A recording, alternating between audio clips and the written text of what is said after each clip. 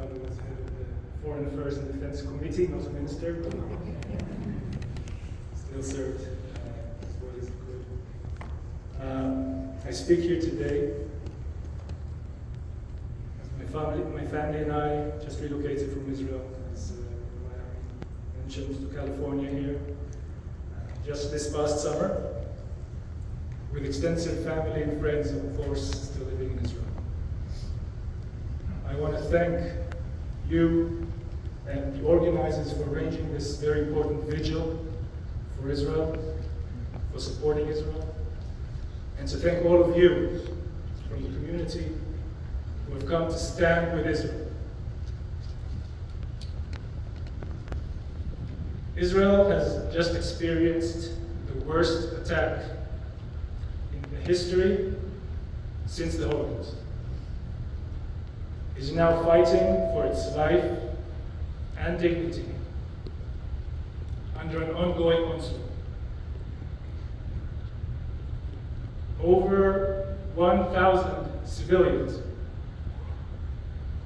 men, women, children, and babies, were brutally massacred, tortured, and abused in their own homes for hours on end on the Shabbat morning of Simchat Torah. Over 100 men, women, children, and babies were viciously abducted from their homes into Gaza. Their fate unknown to their families and loved ones behind. But for the bravery and courage of the few military, police, and civilian forces that fought heroically during those first hours, endless hours, the outcome of these atrocities would have been far worse, if that can even be imagined. Our eyes see, our ears hear, but our heart refuses to believe. How can one respond in the face of such horrible atrocities, barbarism, and sadism? Such an assault on the most basic human values and senses. First, recognize it for what it is. Pure, unadulterated evil. Precisely as President Biden stated yesterday in his moving speech, showing unwavering support to the State of Israel by the United States of America. We must also recognize what it is not. It is not a struggle for freedom and independence of Palestinians. The Gaza Strip has been independent from occupation for many years now and has a direct border with Egypt.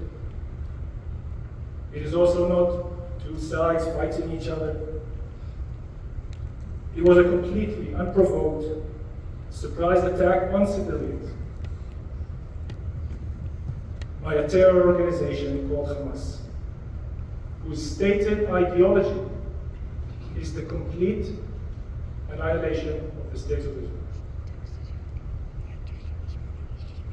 Many issues about the Israeli-Palestinian conflict are up for debate. They may be complicated, convoluted, complex, very difficult to explain or understand, and certainly difficult to resolve. But there is nothing on earth that can excuse or justify such inhumane, unadulterated evil. Nothing. After the initial shock and unfathomable grief, it is our duty as human beings, Jews, non-Jews, Israelis, Americans, any decent human being to resolve to support the fight against such evil by any means possible to us. We unite in solidarity,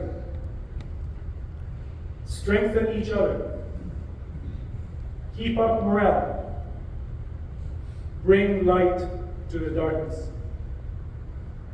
and promote unwavering support to Israel in its fight against such evil.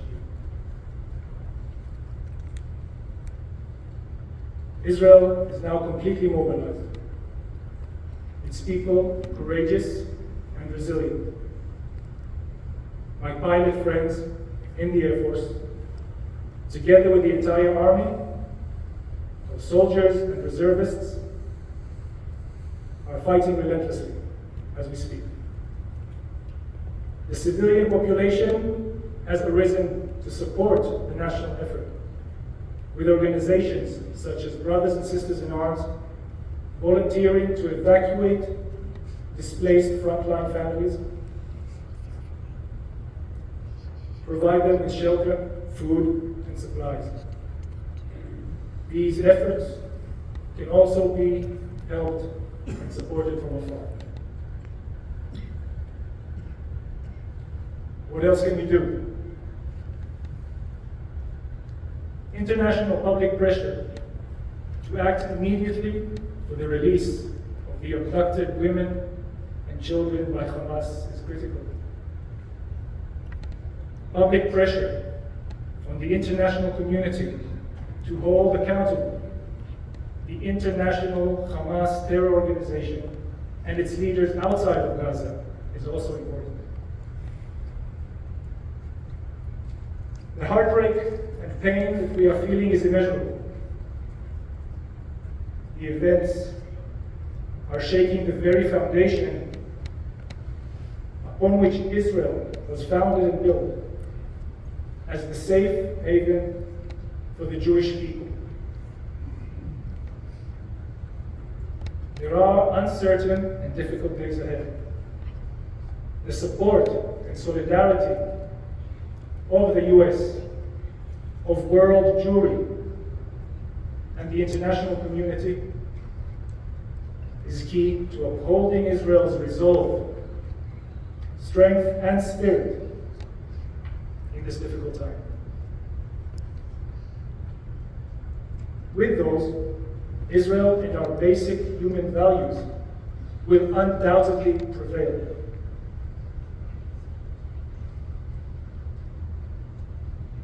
I want to thank you all, and all those who have the courage, humanity, heart, and solidarity for standing with Israel. May you and Israel be blessed. I want to end with a quote from Sefer Dvarim, the book of Deuteronomy, Parashat Nitzavim.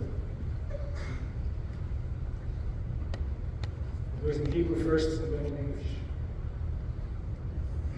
העדותי בכם היום את השמיים ואת הארץ.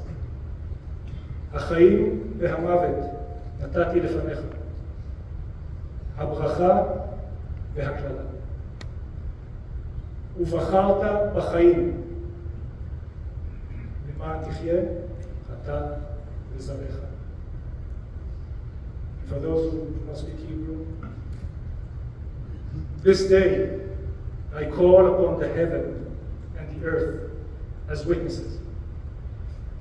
I have set before you life and death, the blessing and the curse. You shall choose life, so that your offspring will live. Let us say amen. Amen.